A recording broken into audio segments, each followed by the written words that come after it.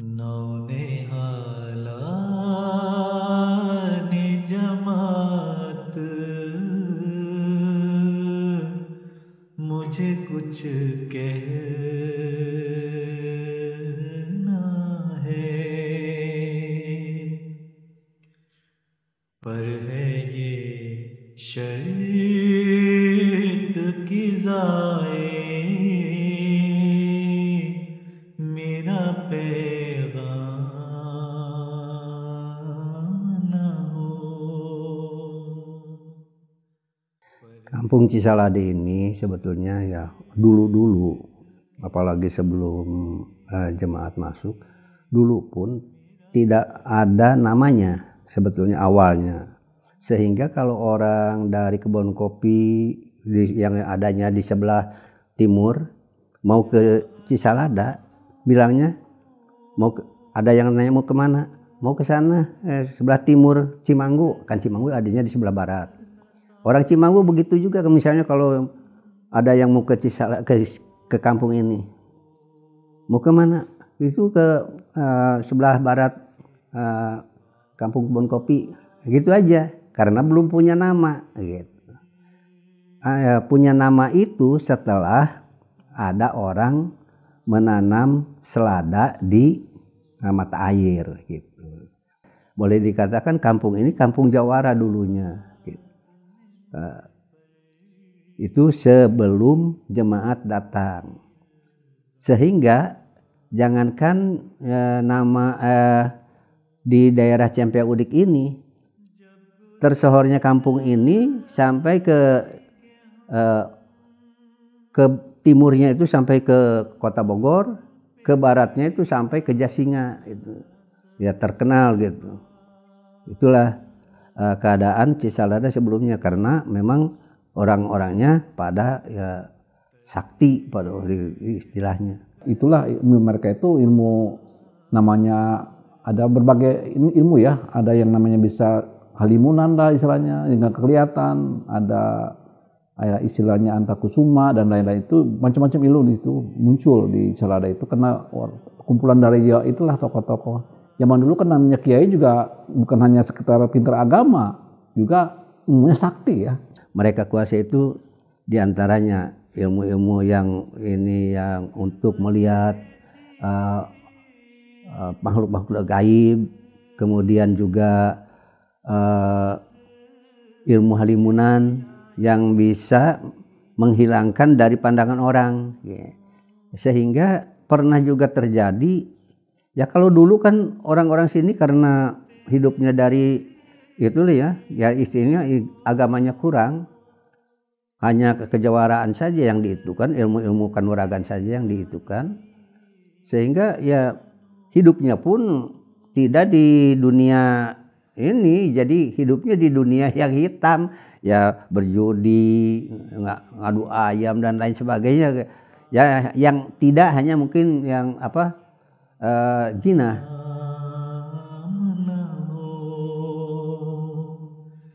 इसके बदले में कभी तालिबे इनाम न हो. Ketika terjadinya perang santri ya di Cirebon yang melawan Belanda itu, salah satu tokoh yang dikejar oleh Belanda itu namanya Mbah Raidan. Mbah Raidan ini karena dikejar terus oleh Belanda, karena beliau seorang melawan Belanda itu, akhirnya beliau sampailah ke Bogor dan ke Cisalada itu. Kemudian satu lagi Kiai Haji Abdul Rahman, ya, beliau juga ada tokoh ya Naksabandia ya, Naksabandia Qadariyah dari Banten. Itu kan umumnya Belanda penakut sama golongan ini. Nah, umumnya Naksabandia dan Qadariyah ini selalu mengundangkan jihad untuk melawan penjajah, melawan Belanda. Nah, beliau juga dikejar-kejar ke situ juga, ke Cisalada. Ya. Kemudian dari arah Pajajaran juga ya ada beberapa tokoh juga yang kemudian ke situ juga ya, karena sama tidak menginginkan bercokolnya Belanda di Indonesia ini. Terus beberapa tokoh lainnya banyak di situ, dan karena Kiai Haji Abdul Rahman ini seorang ulama besar ya, yang sangat disegani oleh semua pihak, itu beliau diangkat jadi guru besar di sana, guru Naksamandian Qadariyah. Jadi pengasuhnya jawara-jawara yang ada di situ. Tapi kalau misalnya ada hal yang gawat, misalnya takut sama Belanda, itu kan waktu itu nikah ya, kita bersembunyian di sini, sebab di sini aman sudah. Begitu juga pejuang-pejuang ya, kalau misalnya ini bersembunyinya di sini. Karena apa? Itulah tadi, walaupun mereka dari sana dikejar, begitu masuk ke Cisalada hilang dari pandangan mereka gitu. Itulah sehingga ya aman mereka itu bersembunyi di kampung Cisalada ini.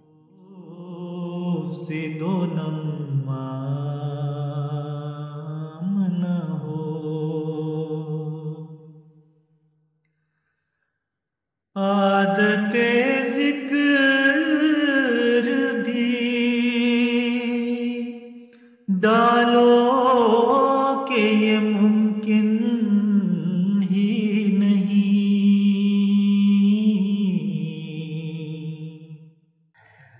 Mengenai sejarah Ahmadiyah kenapa masuk ke Cisalada ini dikarenakan pada awalnya, pada waktu Bapak Haji Abdul Rahman mengajar di sini, Bapak Haji Abdul Rahman itu mungkin karena beliau juga ilmunya ya tinggi ya, merasakan bahwa umurnya itu tidak akan lama lagi. Jadi sebelum meninggal itu beliau amanat kepada murid-muridnya, katanya ya dikumpulkan begini, makanya anak kumpulkan.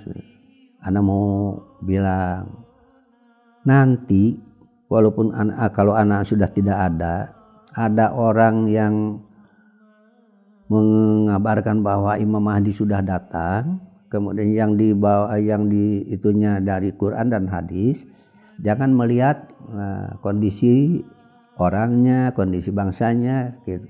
Sekalipun dia pemain ular, katanya orang pemain ular, kalau dia itu yang dibawanya itu harus ikuti. Itu yang diwasiatkannya. Nah, setelah beliau menubuatkan, mengatakan bahwa akan ada orang suci akan membawa kabar gembira tentang kedatangan ya Imam Mahdi atau Ratu Adil itu. Cuman saya katanya nggak tahu orangnya datang dari Bombay, India atau dari Arab. Nah, ketika beliau datang, ciri-cirinya ada pakai sorban udang-udang itu, kayak udang-udang gitu. Berjenggot gitu. Dan itulah yang diberikan karena kali dulu datang, cari beliau itu katanya di mana adanya, dan terimalah beliau sebagai orang yang membawa kabar gembira atau kabar suka tentang kedatangan Ratu Adil yang ditunggu-tunggu oleh umat Islam itu. Dikarenakan murid beliau ini ada juga yang orang Bogor, yaitu namanya Pak Jakaria, ada juga orang Sindang Barang gitu. Pak Jakaria itu pegawai kehutanan di Kabupaten Bogor. Kan pusat mah di Jakarta. Yang di Jakarta ada pegawai kehutanan juga, yaitu nama Pak Muhyiddin. Nah, Pak Jakaria ini waktu ke pusat dapat kabar dari Pak Muhyiddin katanya mengenai Imam Mahdi. Imam Mahdi bahwa sudah datang, yang bawa ini Pak Rahmat Ali katanya hote. Dikarenakan Pak Jakaria ingat kepada pesan gurunya, ya didatangi gitu. Ya ini periksa iya keterangannya dari Quran dan hadis. Sehingga beliau tuh ngasih tahu ke Cisalada bahwa apa yang diwasiatkan oleh guru kita katanya sekarang sudah ada di Jakarta. Itu sekitar tahun 30-an lah gitu. Ya, oleh karena itu dari sini mengutusnya. Ya memang bukan hanya mengutus, memang dagangnya di Jakarta. Kebanyakan kan ada yang dagang pakaian, ada yang dagang asongan gitu. Ada yang ini ya, dagangnya di Jakarta ya. Setelah itu mah waktu itu namanya bukan Petojo ya. Jadi Gang Kalekam katanya. Jadi Pak Rahmat Ali itu datang. waktu di sana ya sudah ini akhirnya beliau mengikuti itu. Hanya beliau merasa, Tuhan, kami ini walaupun ngaku Islam, tapi praktek daripada bagaimana harusnya Islam, saya tidak tahu. Sampai-sampai ibadah juga kadang-kadang kami seminggu ada kodok, seminggu misalnya tidak bisa ibadah seminggu, ya seminggu dikodok. Bagaimana itu Tuhan? Oh, bagus itu. Masih bau ibadah itu bagus. Tapi pekerjaan saya Tuhan, bagaimana ini katanya? Kami ini biasanya judi, ngadu ayam atau apa, hanya ya jadi boleh dikatakan pekerjaan-pekerjaan yang ini bagus. Ngadu ayam untuk apa? Ya mencari nafkah. Ya itu kan mencari nafkah kan. Judi juga untuk mencari nafkah, hanya bagus. Tapi mau belajar, ya insya Allah Tuhan. Akhirnya udah. Karena dia terus belajar, akhirnya, wah kalau begitu mah pekerjaan kita yang dulu nggak ada satupun yang benar katanya gitu. Jadi Pak Rahmat itu bijaksananya demikian itu sampai dia tidak mau menyalahkan, akhirnya yang menyalahkan dirinya sendiri gitu setelah ketemu. Hanya tawarannya itulah, mau belajar, kalau mau belajar kita belajar. Itu aja Pak Rahmat Ali itu. Dikarenakan yang orang sini juga yang tidak ke Jakarta kan yang ingin tahu, akhirnya diundanglah ke sini gitu. Pertama memang ke Bogor. Kalau diundang ke Bogor dari Cisalada jalan kaki ke Bogor. Orang Cisalada karena bimbingan beliau juga kan atas warisan dari Haji Abdul Rahman itu, maka pada ikut juga semua. Yang pertama diantara lain kakek saya, namanya Mbah Husen. Mbah Husen ini adalah putra dari Mbah Raidan ini yang Cirebon asal, dari Cirebon. Nah, Mbah Husen ini rupanya termasuk orang yang dipercaya oleh para jawara-jawara di situ. Karena anak-anaknya Mbah Husen ini orang-orang sakti. Hum to jis tarha bane kaam kiye jaate hain, hum to jis tarha bane. Ya perubahan yang setelah masuk jemaat itu, ya itulah terutama perangai atau akhlak. Yang tadinya ya karena merasa jawara kan, ya tentu saja perangainya kan lain gitu. Setelah masuk jemaat, dikarenakan tadi oleh Pak Rahmat Ali itu kan supaya ilmu-ilmunya juga itu kan, akhirnya beliau ini menjadi orang-orang yang boleh dikatakan sangat sopan gitu. Jangankan kepada orang tua, kepada anak kecil pun sampai-sampai Pak Junaidi tadi yang mantan jawara diledek sama anak kecil juga, ya hanya bisa ngusap dada aja gitu. Sialamun dalam bahasa Sunda ya, kalau yang mun baheula can sia ditines ku aing itu jangan sampai begitu ya. Ya, itulah perubahan yang sangat nampak sekali sehingga orang-orang sekitar Cisalada itu boleh dikatakan menjadikan ya contoh Cisalada itu, baik pemudanya atau apanya gitu.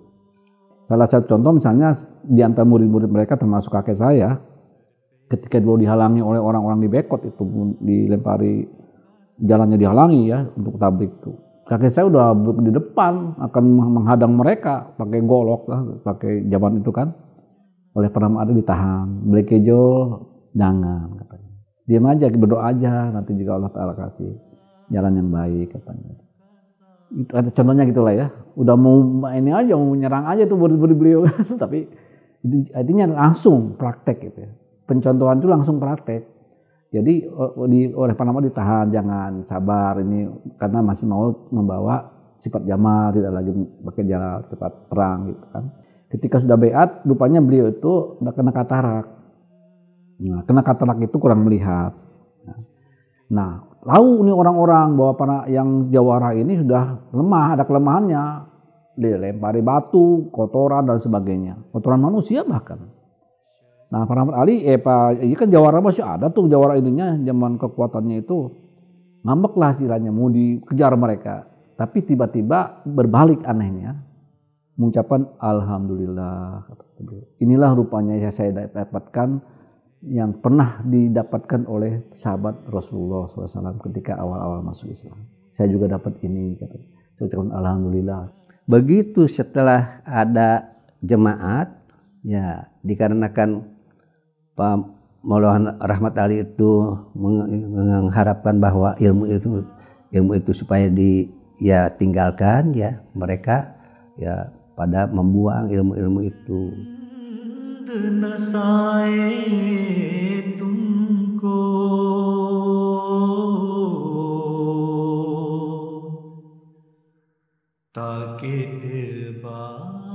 Alhamdulillah dari putra-putra Cisalade ini sudah banyak yang jadi mubaligh, yang menyebarkan agama ini, terutama jemaat ini ke seluruh pelosok di tanah air, bahkan ada yang sampai ke luar negeri. Itu ininya yang sebab kalau dihitung-hitung hampir lebih dari 25 orang yang asli keturunan Cisalada, ya separohnya yang nikah dengan mubaligh. Itu dijumlahkan lebih dari 50, Pak. Ya tentunya di sini kita hanya bersyukur kalau SWT ya, karena mungkin bukan doa-doa orang tua terutama ya, atau yang telah wafat terutama ya, mereka itu cinta kepada jemaat juga alhamdulillah, juga pengabdian yang sama sekarang juga generasi terutama ya gitu, tetap kita semangat dalam jemaat. Nah gitu alhamdulillah, jadi merasakan juga, kita merasa bergembira lah karena buah doa itu temannya.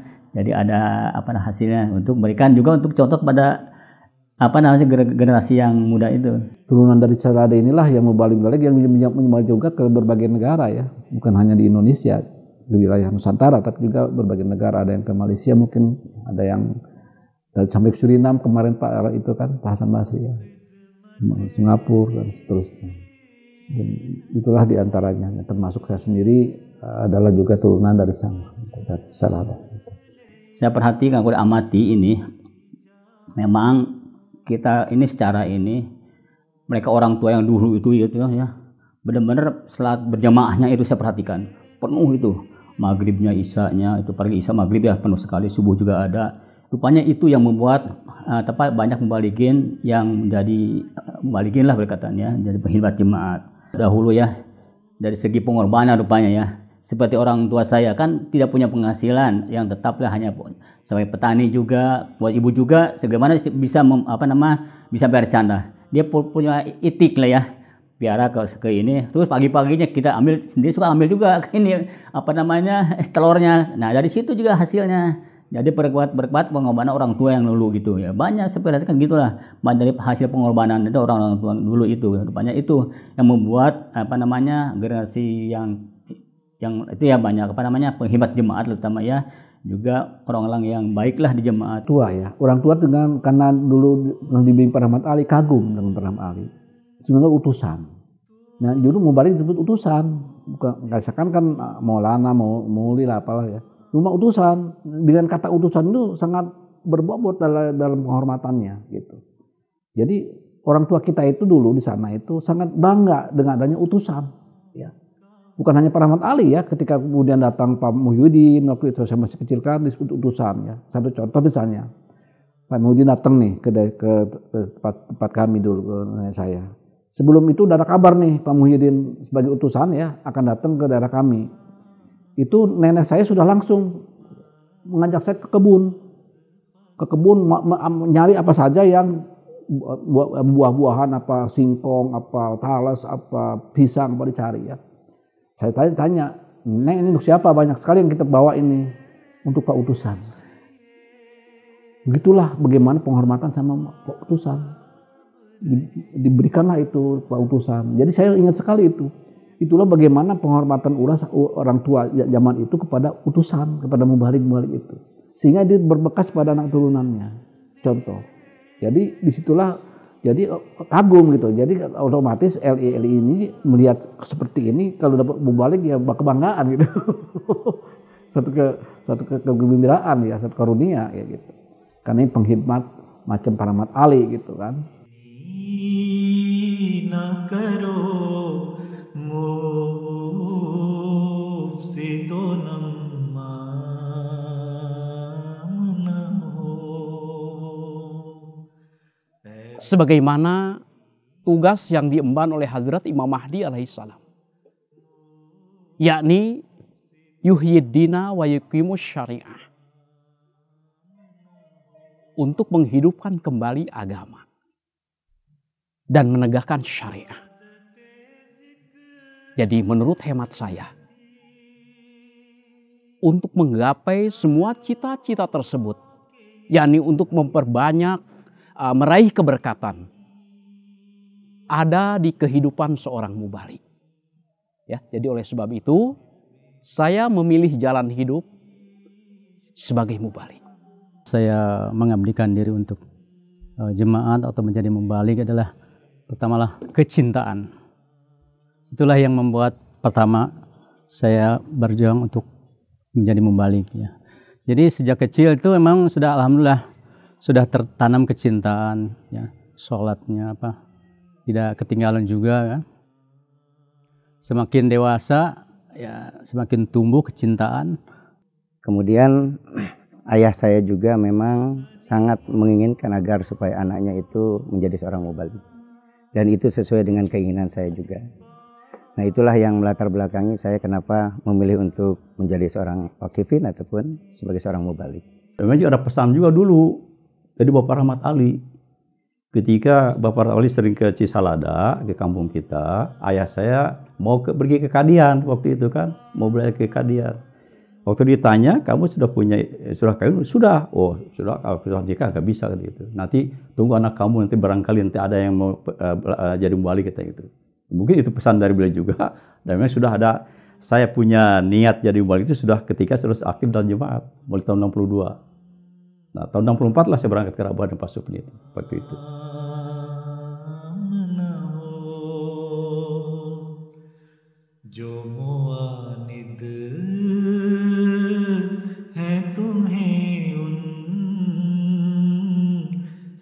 Ya memang kita merasa sedih ya. Sedih namun dibaluti oleh rasa gembira. Ya, kenapa dikatakan sedih? Ya karena kita biasa kehidupan sehari-hari dengan sahabat, handai tolan, kerabat. Nah tiba-tiba kita akan jauh meninggalkan mereka. Kemudian gembira dan harunya. Dalam pribadi saya, mulai lembaran baru ini, insya Allah saya akan menjadi manusia lebih berguna lagi, terutama bagi jemaat. Kenapa? Karena mungkin dalam waktu tidak lama lagi ini, saya akan menempuh kehidupan baru sebagai prajurit Imam Mahdi alaihissalam yang segera akan berjuang di medan juang.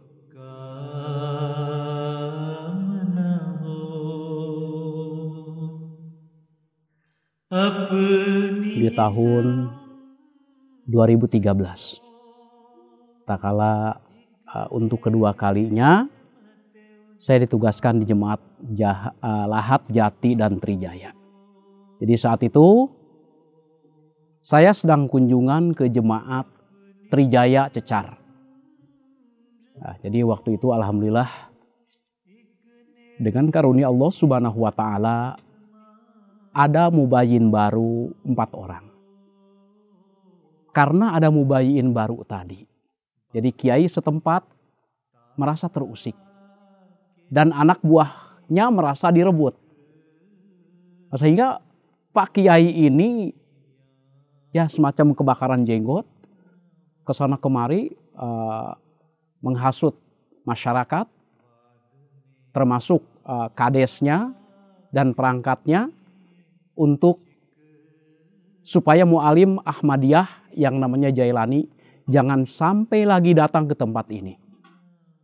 Nah, kemudian mereka ada rapat desa, ya, ada rapat desa.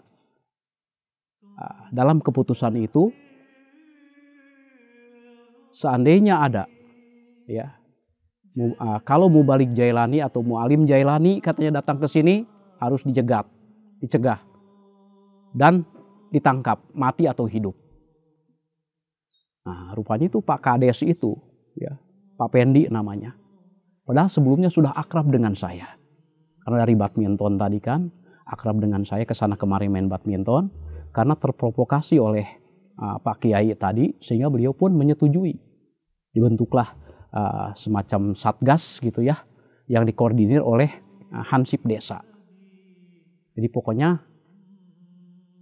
mobil yang masuk ke sana dijegat, diperiksa. Nah, lalu dari jemaat Trijaya Cecar, itu kejadiannya setelah saya kembali ke Lahap. Nah, jadi namanya Pak Abdul Qadir Jailani, kebetulan sama. Jadi kata beliau, Pak, dalam beberapa waktu ini, ya, Bapak janganlah ke sana dulu. Loh, saya bilang, kan ada mubayin baru. Ya, kenapa? Nah, nyawa Bapak sedang terancam, katanya. Bapak mau dibunuh kalau datang ke sana. Nah, kemudian saya beritahukan hal ini kepada saat itu Mubil ya, Pak Mubil Mubalik Wilayah, Bapak Maulana Munirul Islam. Saya kasih tahu beliau kondisi seperti ini, kemudian beliau ngasih kebijakan. Atau gini aja Pak Jailani, ya, Bapak jangan dulu ke sana sebelum keadaan aman. Kata beliau kan, saya bilang, ya, baiklah Pak Mubil, saya bilang kan. Tapi kayaknya nggak reda-reda kondisi seperti ini terus. Nah, setelah berjalan 3 bulan, hati saya gelisah, ya. Jadi hati saya gelisah ingin ketemu dengan benih yang baru ditanam tadi, yang 4 orang tadi. Juga kecintaan kepada anggota jemaat di sana. Ya betul, jiwa sudah tidak tertahan lagi. Baru ditanam, nggak dibina, bagaimana? Akhirnya saya nekat, minta izin ke beliau lagi. Pak Mubil, saya mohon izin. Saya tetap memaksa pergi ke sana. Kondisinya bagaimana? Kata beliau. Ya masih seperti ini. Akhirnya beliau ngasih kebijakan. Baik katanya. Apa kata beliau? Apa pajarin siap paeh katanya. Ya, siap paeh, siap mati kata beliau. Saya bilang, insya Allah Pak. Saya siap. Apapun yang terjadi saya siap. Ya silahkan berangkat. Jadi atas restu dari beliau, berangkatlah saya ke sana. Ya, saya udah siap. Ke istri juga bilang, Neng, kalau ada apa dengan AA, insya Allah AA sahid, saya bilang. Ya. Walaupun anak baru 1, baru 2, sahid gak apa. AA rela, Neng jangan ditangisi, saya bilang. AA siap untuk berjihad. Oh, mangga tuh, kata si istri saya kan. Berangkatlah saya ke sana. Setelah keberangkatan saya, kebetulan daerahnya daerah transmigrasi, mobil itu sehari itu cuma 1 Pak. Itu pun jalannya lumpur. Kalau hujan itu, aduh luar biasa susahnya, kita bisa kotor semua. Nah, jadi sesampai di sana, berangkat dari rumah jam 10 karena nunggu mobil lama, sampai jam 4 sore baru berangkat. Baru ada ini bisa jalan. Nah, itu pun di jalan nggak bisa ke sana, ya nggak nyampe karena jalannya becek tadi, terpaksa saya jalan kaki sampai tempat tujuan itu jam 11 malam. Kaget kan Pak Abdul Qadir itu, loh katanya kenapa Bapak kesini katanya. Emang saya nggak boleh, saya bilang kan. Emang saya nggak boleh. Hati saya sudah rindu, saya bilang. Beliau juga nangis. Alhamdulillah katanya. Tuh beliau bertanya, Pak, aduh saya maaf kata beliau. Saya belum sempat memberitakan ada hal baru katanya. Saya bilang apa Pak? Hansip yang koordinir untuk membunuh Bapak itu seminggu yang lalu hilang.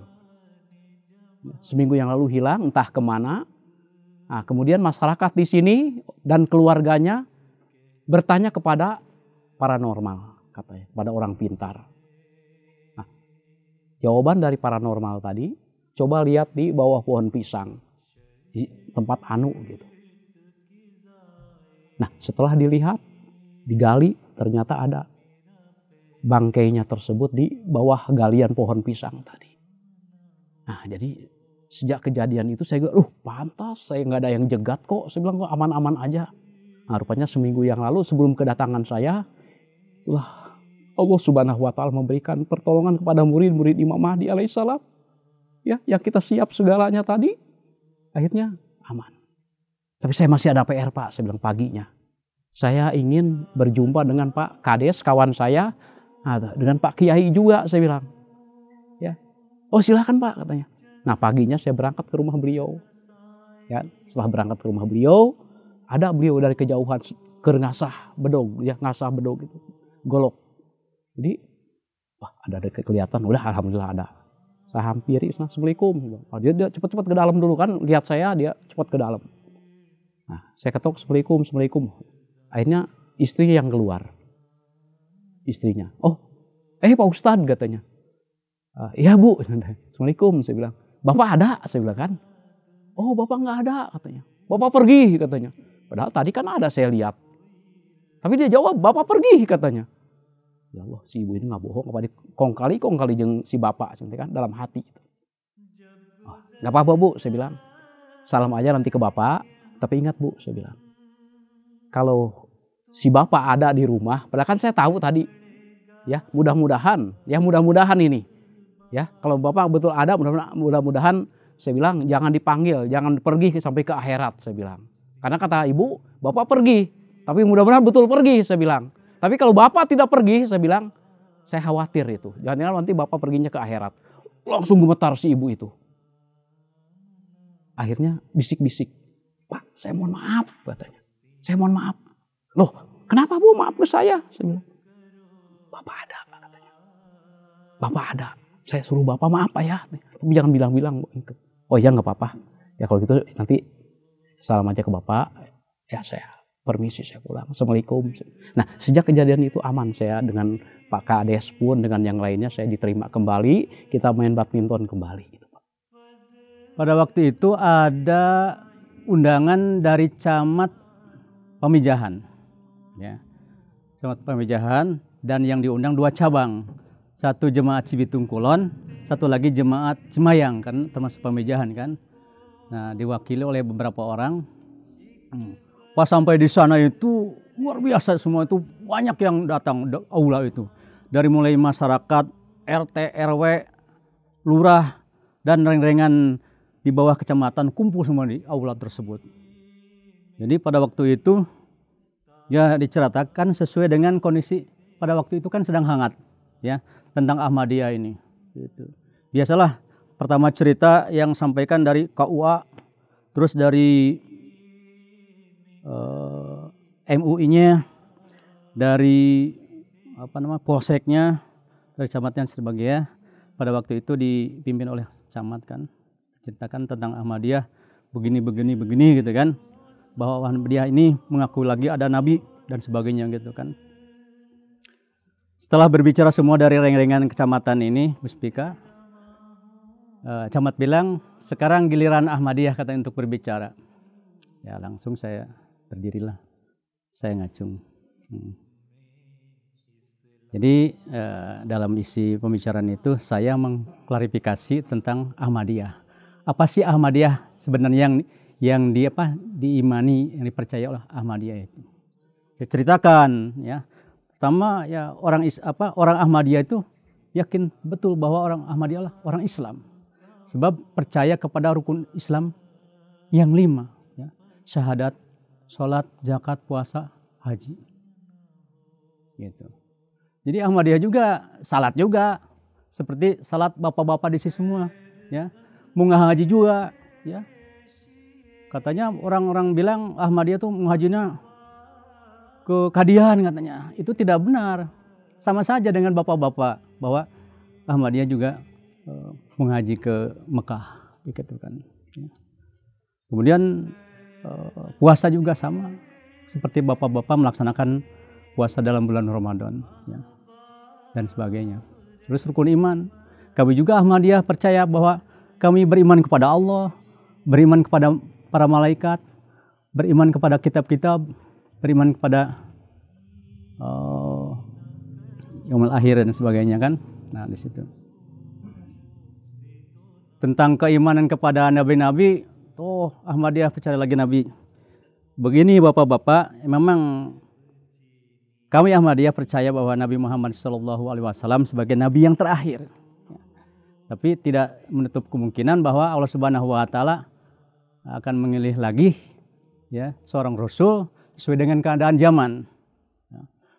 Tuh katanya mulai reaksi besar itu kan, gitu. Jadi pada waktu itu ya singkatnya demikian bahwa setelah terjadi replikasi, rame kan reang tuh, gaduh. Nggak bisa diteruskan kita pembicaraan. Akhirnya sudahlah begini katanya, bilang acara sudah selesai katanya gitu kan. Rupanya ya Camati juga bijaksana, ya. Khawatir jangan terjadi apa-apa ya terhadap kita ini. Sudahlah katanya pembicaraan kita selesai. Nah, sekarang orang-orang Ahmadiyah boleh pulang ya. Sedangkan kita yang lainnya katanya masih ada acara penanaman rembesi. Begitu. Itulah mungkin solusinya untuk meredam mereka itu. Ya. Saya pikir seandainya ya Camat tidak bilang begitu, mungkin pulang sama-sama berbaur. Udah bayangan saya ini jangan-jangan saya dibegal gitu. Itu ya. Jadi ini juga lah merupakan satu faktor pertolongan Allah Subhanahu Wa Taala. Purwodadi Pak, di Grobogan ya, Kabupaten Grobogan, Jawa Tengah. Waktu itu saya tabligh gitu ya, di kampung yang namanya Toroh itu, kecamatan, kampungnya desanya itu Genteng. 3 bulan lah kurang lebih itu beat 125 orang dalam 3 bulan itu ya di sana. Nah karena di sana kita tablighnya masif ya, kemudian timbul iri hati dari pemuda-pemuda berandalan, kadus dan sebagainya gitu ya. Awal-awal sih kita lancar-lancar ya, tarbiyat, khutbah, Jumat di sana. Tapi semangat orang-orang jemaat waktu itu luar biasa itunya ya. Tinggi sekali semangatnya sehingga seorang yang baru beat itu dia dengan sukarela menghibahkan tanah 1.500 meter untuk dijadikan masjid oleh kita itu. Luar biasa, namanya Padarmoyo. Nah, mereka makin panas aja kan. Ya, satu ketika saya dengan Pak Danang, Hafizur Rahman, beberapa hudam juga ya, sholat Jumat di sana. Tidak ada yang menyangka sedikit pun gitu ya bahwa mereka itu sudah mengumpulkan massa dari ujung kampung sampai ke kampung itu ya. Mereka bawa golok, bawa pentungan, itu ya, bawa batu dan sebagainya sampai ibu-ibu pun ya membawa bayi itu dikerahkan gitu. Mereka membiarkan aja kita untuk sholat Jumat biar selesai dulu. Akhirnya mereka datang itu mengepung ya rumah yang kita jadikan tempat ini, tempat sholat itu ya. Ada yang saya udah diinikan oleh golok, kita hampir dibacok seperti itu ya. Tapi dengan karena Allah Ta'ala ya, kita itu semua berdoalah gitu ya. Agar supaya kita diberikan perlindungan Allah Ta'ala. Mereka kita ajak dialog. Ya, kita dari musyawarah. Dan mereka, alhamdulillah, ini kan. Tapi dengan syarat katanya, agar supaya kita jangan datang ke situ lagi. Gitu ya. Ya, daripada ini ya, kacau dan semuanya, daripada nyawa kita melayang dan sebagainya. Lebih baik kita ini kan aja. Sehingga setelah itu kita datang ke situ yaitu hit and run aja. Jadi datang, pergi, datang, mulai dan tidak membawa jumlah personel yang banyak seperti itu.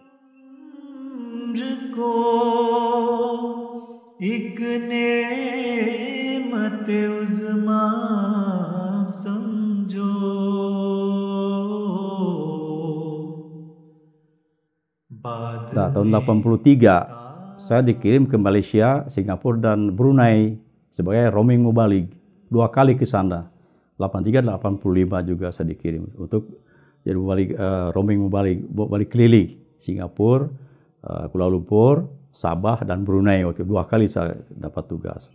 Lama-lama saya dapat tugas ke Suriname tahun 88, Agustus tahun 88 waktu itu. Ada surat dari Tabsyir untuk bertugas di Thailand. Tahun 94 saya berangkat ke Thailand.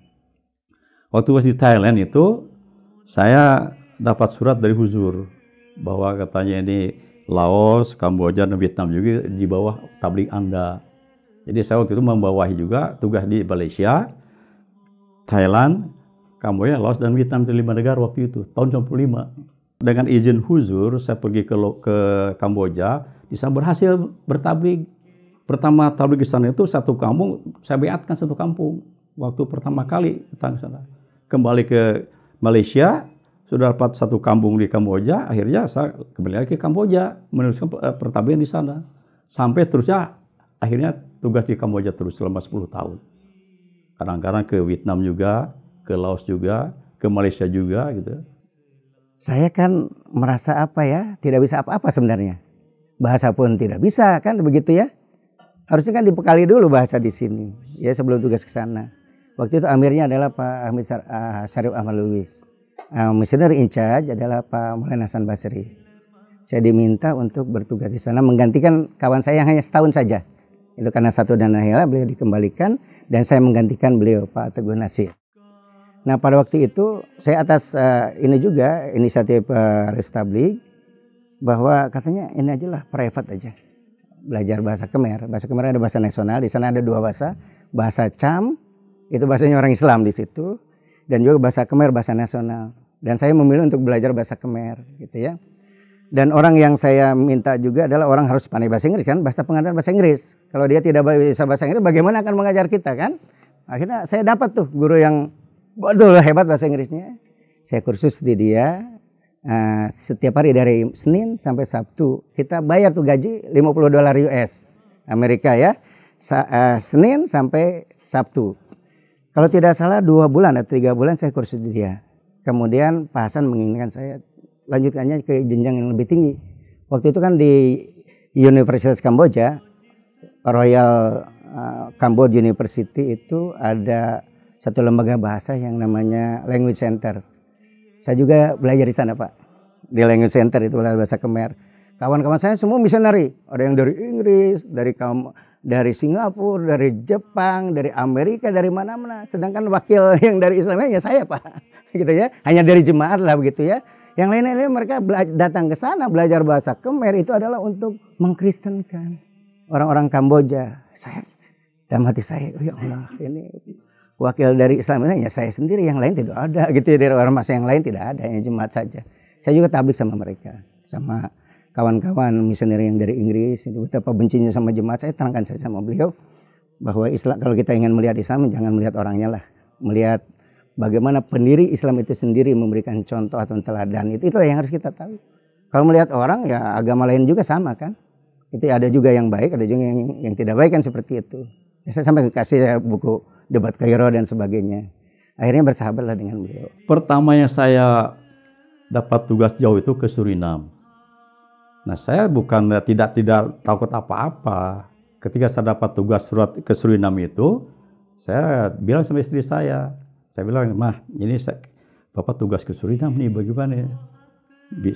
Bisa kan ditinggalkan? Oh, bisa, tidak apa-apa katanya, demi jemaatnya.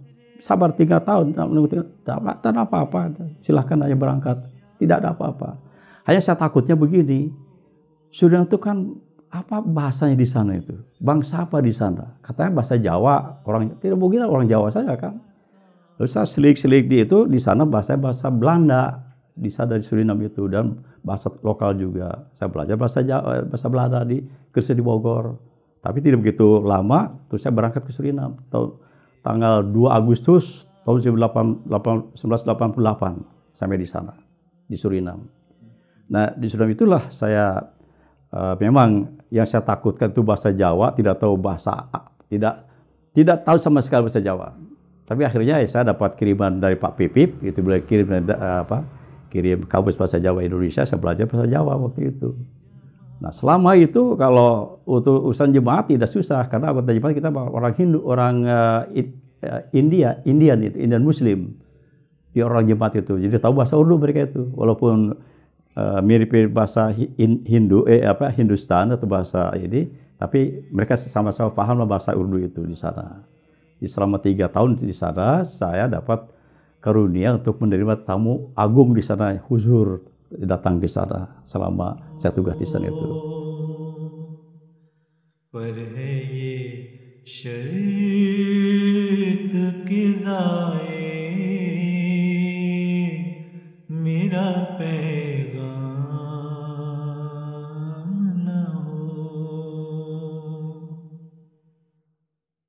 Saya ditemani Presiden Jemaat Tabligh ke satu kampung namanya Samrong, kurang lebih hampir 500 orang. kita tabligh ke hakam, disebut kadi itu ya. Kita sampaikan ke Imam Mahdi sudah datang dan sebagainya. Alhamdulillah itu hakam itu beat dan seluruh kampung itu kurang lebih 500 beat. Alhamdulillah dengar Allah Ta'ala. Nah lalu ada ketika saya sebelum kembali ke sini, saya kan kos ataupun ngontrak satu rumah ya di provinsi itu.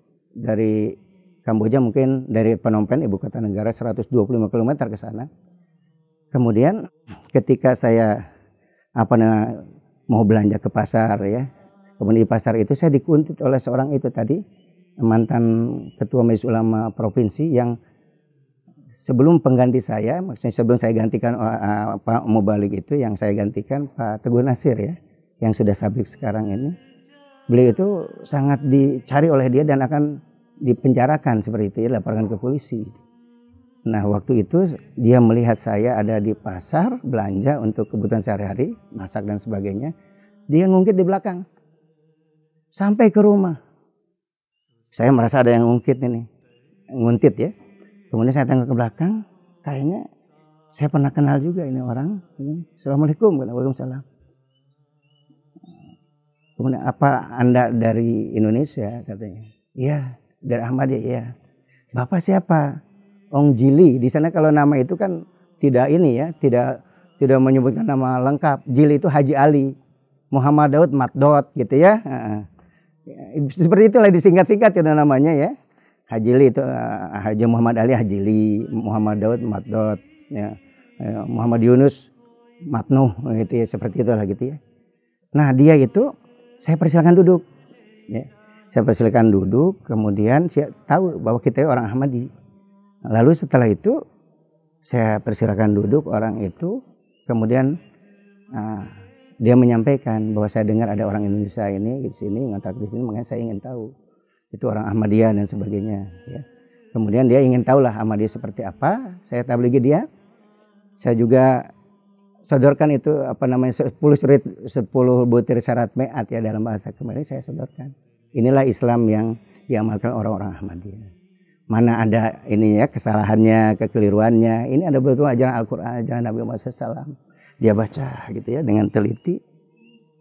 Setelah itu dengan karunia Allah Ta'ala Pak. Ini mungkin suatu karunia lah dari Allah Ta'ala. Langsung beat Pak. Beat dan dia aktif pada waktu ada jalsa dia ikut alhamdulillah. Padahal anaknya itu adalah lulusan dari Madinah itu. Lulusan dari Madinah. Nah inilah betul-betul karunia dari Allah Ta'ala yang tadinya orang itu ingin memenjarakan kawan kita seorang mubalik. Nah ketika di kemudian hari dia alhamdulillah dengarkan Allah Ta'ala masuk beat ke dalam jemaat. Ini adalah karunia dari Allah Ta'ala. Ada dua peristiwa yang bahaya waktu itu. Pertama di kampung Trapinglek. Bukan saya waktu itu terancam, tapi Pak Nasir yang dari itu Citegu itu saya tugaskan di sana. Kampung itu besar kampung itu. Beat satu kali tablighi terus langsung beat satu kampung itu. Maka saya letakkan beliau di sana Pak Nasir itu di kampung itu. Trapinglek namanya itu. Nah oleh karena waktu itu tempat beliau di sana, kita kembali ke Kamboja, ke Phnom Penh kan. Suatu ketika, waktu tahun 96 itu masih orang masih punya senjata dari orang bebas punya senjata. Karena waktu itu untuk masih zaman bahaya Pol Pot waktu tentara Pol Pot. Pada kampung ya saling tembak kalau sudah Pol Pot datang itu. Nah waktu itu Pak Nasir ini dilaporkan oleh seorang anti jemaat bahwa katanya saudara Ahmadiyah ini membuat kacau katanya di kampung itu. Dia dapatkan Pak Nasir namanya itu harus ditangkap dia katanya, dilaporkan ke polisi. Datang dari provinsi polisi itu bawa rantai untuk borgol Pak Edi Pak Nasir itu. Oleh karena orang jemaat sangat tertarik sudah masuk jemaat, mau membela Pak Nasir jangan sampai di borgol, mereka bawa senjata ke kampung itu, dia mau masuk kampung itu ke jalan masuk kampung bawa senjata. Karena para punya senjata waktu itu senjata biasa laras panjang itu. Pada datang polisi datang itu, mau apa datang sini itu? Ini ada orang Ahmadiyah di sini. Orang Ahmadiyah itu kalian bikin kacau nanti di sini. Tidak, katanya. Orang Ahmadiyah baik-baik saja di sini. Kenapa mau ditangkap? Kalau mau tangkap Pak Nasir, nih tahan dulu senjata kami itu. Dilawan oleh anggota jemaat itu karena punya senjata. Kami tidak akan lepaskan Pak Nasir. Karena beliau orang baik, tidak mengajarkan apa-apa, hanya mengajarkan agama saja. Tapi laporannya begini, itu laporan saja dari orang kata itu. Ini terus bicara begitu, kembalilah mereka itu. Ya Pak Nasir bebas, ya, selamat daripada kejadian itu. Sudah habis tembak-menembak itu dari polisi waktu itu. Karena laporan dari tetangga kampung yang anti jemaat waktu itu di kampung Traping. Kedua, ketika saya dengan Pak Slamet di satu kampung namanya, kampung itu lupa. Kampung itu agak jauh dari jalan raya 7 km ke sana. Ke tepi hutan lah itu. Ada kampung besar di sana itu, kampung. Kita beatkan kampung itu masuk jemaat waktu itu. Ada peristiwa di sana yang sangat berbahaya sekali. Ketika kita sudah dari masjid, pulang dari masjid, pergi ke rumah Pak Imam, tidur di sana itu, tiba-tiba katanya ada kerusuhan di luar. Entah apa yang terjadi. Tapi besok harinya itu kita dengar kabar bahwa kampung itu diserang oleh tentara Pol Pot. Orang kampung ikut jaga waktu itu, orang kampung. Ya, jaga kita, jangan sampai ini tamu kita dibunuh oleh tentara Pol Pot. Tapi anehnya tentara Pol Pot itu katanya masuk kampung jadi tidak tahu jalan. Itu sudah dibikin entah bagian Allah Ta'ala selamatnya gitu waktu itu. Kalau dia masuk saya kampung kita, di kampung itu mesti kita dibunuh oleh tentara Pol Pot itu. Karena sudah orang kampung juga ada jadi anggota itu tentara Pol Pot. Orang itu kasih tahu tadi malam entah bagaimana kami tidak bisa masuk kampung ini, tidak tahu kemana jalan. Masuk ke rumah ini tidak tahu jalan ya. Sampai akhirnya kita selamat itu. Selamatlah itu daripada ancaman tentara Pol Pot itu. Karena Pol Pot itu sangat jahat, anti agama Islam juga, agama Buddha juga. Pokoknya anti agama lah itu Pol Pot itu. Itulah peristiwa sangat menegangkan waktu itu. Dan alhamdulillah Allah Ta'ala berikan keselamatan kepada kita. अमन के साथ रहो, फितनों में हिस्सा मत लो।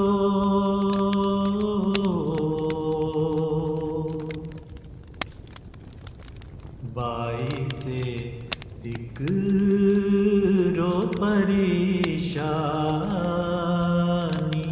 हो काम न हो।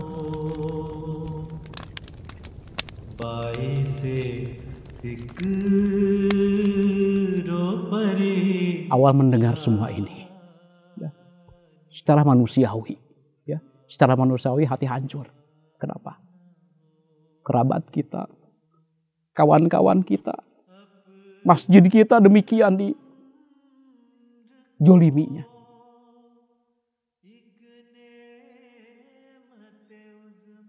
Tapi saya kembalikan kepada apa sih misi jemaat? Untuk apa Imam Mahdi diutus? Untuk apa kita dijadikan sebagai hamba-hamba pilihannya, sebagai murid-murid Imam Mahdi alaihissalam? Ini saya kembalikan kepada Allah Subhanahu wa Ta'ala. Ya Allah, memang ini harus terjadi. Ya, lega saya sehingga kejadian-kejadian ini justru menjadikan satu motivasi bagi saya, tentunya bagi kawan-kawan yang lainnya juga. Ya, kita ekspresikan dalam bentuk tarbiyat di cabang, terutama untuk islah pribadi kita. Kalau kawan-kawan saya, saudara saya di Cisarada berjuang demikian mati-matiannya, ya, kalau saya tidak maksimal, seolah-olah saya menjadi seorang pengkhianat, gitu aja. Di perasaan kita itu luar biasa lah itunya, rasa sedih gitu ya. Bahkan waktu saya pulang ke sana, itu mobilnya dibakar itu, Pak Yusuf tadi punya mobil itu dibakarkan, itu mobil Kijang ya. Itu bergeletak di sungai kan, sudah dibakar. Motor juga di situ ada bangkainya gitu. Saya lihat ke sana, saya waktu kunjung itu, saya menangis waktu itu. Saya bilang sama istrinya itu, nama Mas itu, Mas jangan takutlah, bersyukur bahwa kamu sudah dapat percobaan Allah Ta'ala. Nanti Allah Ta'ala akan ganti ya, lebih baik daripada itu. Ya memang betul, dapat gantinya lagi itu mobil itu, alhamdulillah.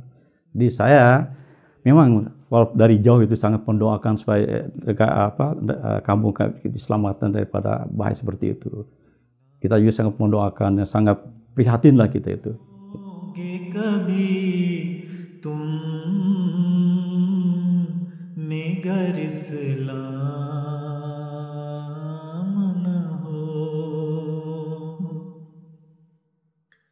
काम मुश्किल है बहुत Itu kejadiannya kira-kira pukul 7 malam ya, 7 malam. Pada waktu itu kami di anggota Cisalada itu masih seperti biasa kegiatan, karena pada waktu itu ada kegiatan pengajian gabungan itu biasa aja. Nah tapi kedengaran isu bahwa di Cisalada itu akan ada penyerangan gitu.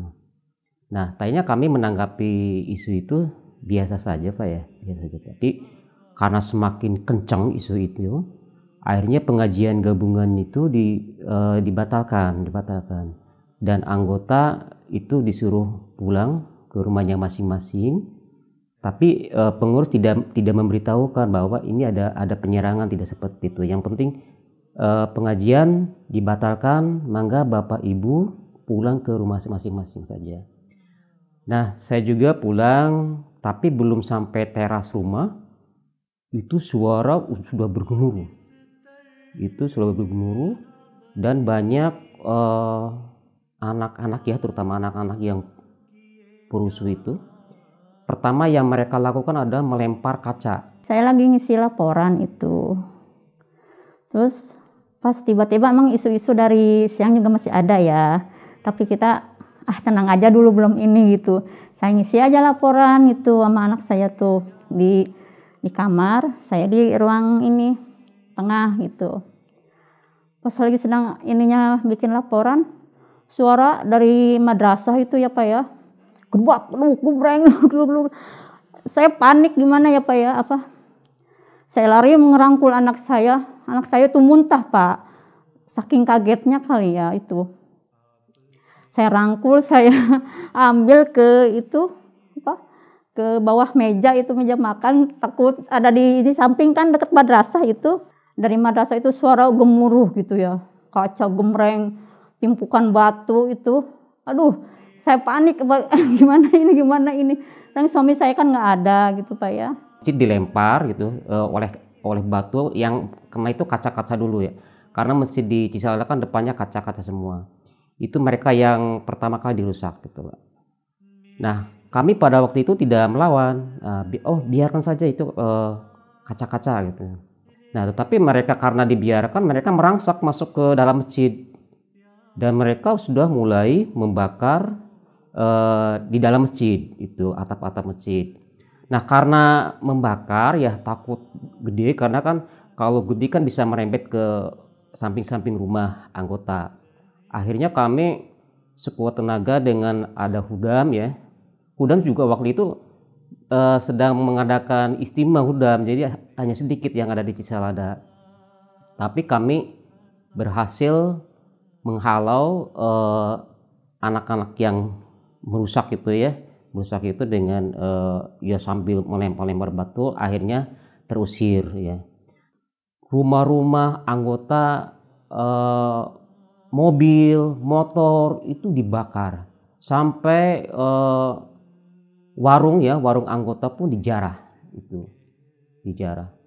Nah kami di sana karena masanya banyak sekali ya, akhirnya kami menyelamatkan masing-masing. Saya sambil gendong bawa compang-camping keluar ke kebun bambu itu dekat kuburan kan itu, di situ suruh kumpul di situ Pak. Ya nggak merasa takut ada ular, takut ada apa, ya berani aja sambil bergombol lah di situ. Tapi selang ada yang ini, bapak yang ronda lah istilahnya ya Pak ya, suruh berkumpul di rumah paling ujung tuh, ya berkumpul di situ di rumah kosong. Menyelamatkannya ada yang ke sawah, ada yang ke kuburan ya. Saya juga pada waktu itu anak saya baru umur 10 bulan. Saya gendong-gendong sampai ke menyelamatkan diri ke sawah. Nah, di sawah saya simpan dulu ibu-ibu ya. Oke, dikumpulkan ibu-ibu, dan yang laki-laki itu masuk lagi ke dalam kampung melihat situasi dan kondisi.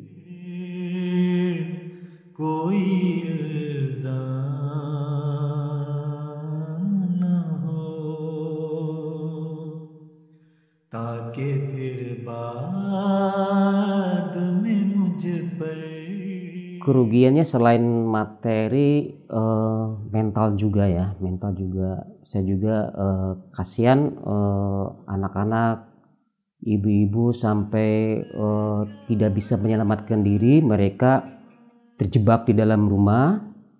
Saya juga pernah mendengar tadi dari Ibu Totoh juga bahwa anaknya sampai sekarang karena trauma ya dengan itu, jadi sampai sekarang belum nggak bisa sekolah. Padahal kalau normalnya itu sekolah kelas 1 SMU sekarang itu gitu. Jadi itu dampak pada putri saya itu jadi penakut, Pak. Gimana ya? Aduh, sekolah susah nggak mau gitu. Jadi sampai SD aja, nggak lanjut sampai sekarang. Yang dialami saya gitu ya, Pak ya. Jadi nggak mau sekolah. Jadi dia dalam hati mau kali ya. Udah berangkat sekolah, udah pakai seragam apa. Pas detik-detik mau berangkat itu udah nggak mau gitu.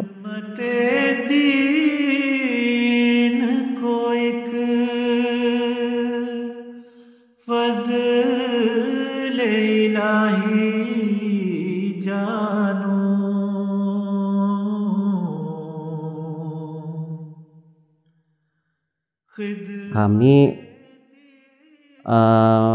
merasa bahwa persaudaraan kita itu merasa lebih erat kembali, Pak, merasa erat kembali karena kami merasa sama-sama dijalimi, diserang oleh mereka. Mungkin bisa saja di dalam anggota itu ada yang clash atau apa, tetapi karena kami merasa semua tersakiti, akhirnya kami bersatu bersatu kembali seperti itu. Ada hikmahnya juga rumah dibakar, ada 2 motor juga, mobil ada, tapi waktu itu rumahnya jelek ya atau butut ya, sekarang jadi bagus. Hikmahnya itu dari rumah jadi yang dibakar sekarang jadi bagus hikmahnya juga. Termasuk rumah saya juga kan pada bocor juga itu, beberapa rumah yang pinggir jalan habislah dilempar-lempar gitu. Ini hikmahnya ada gitu. Kita obat lah, bukan untuk tidak menurun, tapi semangat kita jemaat tentu akan bangkit lah. Itu suatu luar biasanya di jemaat risalah atau anggota jemaat risalah juga. Kalau satu jemaat yang benar pasti ditentang lah seperti itu. Bahkan ada sabda Huzur bahwa sebenarnya hikmah dari penentangan adalah, kata beliau, penentangan atau perlawanan itu ibarat sebagai pupuk. Ya, pupuk itu bisa menyuburkan tanaman pohon. Nah, penentangan yang dilakukan oleh mereka terhadap jemaat, kata Huzur, sebenarnya akan mempercepat kemenangan jemaat dan akan memperpanjang masa kegelapan mereka. Jadi hikmah di balik itu adalah itu. Dan ini sebenarnya dengan adanya seperti itu bukan menambah lemah keimanan orang jemaat, justru tambah kuat sebenarnya. Ya, nggak ada seorang pun yang ini misalnya yang betul-betul kuat imannya dia mundur. Bahkan dari situ semangat untuk bertabligh gitu ya. Kemudian dari segi fisik juga itu ya. Nggak lama setelah penyerangan hancur, hanya berapa bulan udah bagus-bagus lagi rumah. Masjid udah tambah bagus. Makanya orang Gair, karena saya dengar itu ya, kalau begitu kalian nggak usah diserang lagi lah katanya. Ya, masjid jemaat ini dihancurkan, diserang, hancur gitu ya. Malah tambah bagus katanya, nggak usah diserang lagi katanya gitu kata mereka itu. Nah itulah barangkali hikmahnya, Pak. Walaupun dibakar, kita tetap berjalan ya. Gitu. Jadi program jemaat berjalan sampai sekarang. Walaupun ada rombongan dari sana sini, tetap saja berjalan. Jadi mengokohkan keimanan juga itu. Gitu. Jadi jangan dikira ini sebagai hambatan lalu kita diam. Enggak. Kita harus berjuang. Jadi anggota juga harus berjuang, harus bertahan.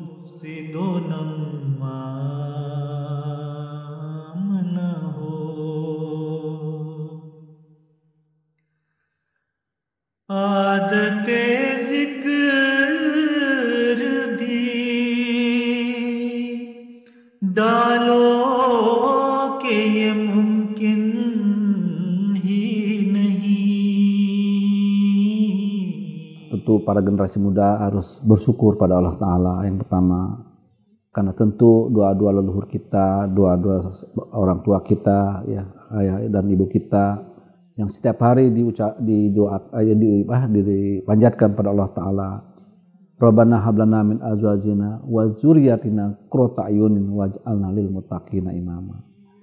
Jadi inilah barangkali salah satu pengabulan doa dari para leluhur ya, oleh Allah Ta'ala ya, yang kemudian Allah Ta'ala menjahirkannya dengan karunia semangat untuk terus berjuang. Ini semata karunia Allah Subhanahu wa Ta'ala. Dan kalau kita sia-siakan, ya, alangkah meruginya. Jadi bagi generasi Cisalada khususnya, mari kita berjuang. Kesempatan tidak datang dua kali. Kesempatan tidak datang dua kali. Kapan lagi? Jadi mari kita berjuang sesuai dengan kemampuan kita. Jadi pedagang, pedaganglah yang baik, ya. Petani, petani yang baik, ya, tentunya sambil kita bertabligh, memberikan manfaat kepada mereka.